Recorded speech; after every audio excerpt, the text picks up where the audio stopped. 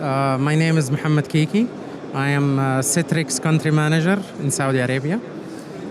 Citrix is a global application and data virtualization and delivery.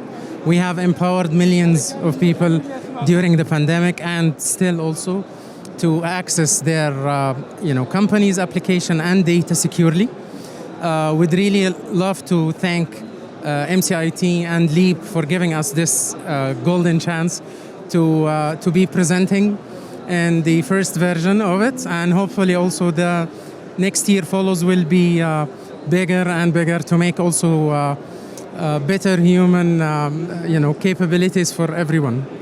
Everybody was not expecting a huge success like that, but because of the kingdom transformation now, the growth and the potential here in the kingdom has brought everybody to participate in the first version of Leap. I'm definitely sure that everyone else who's not involved is extremely envying us.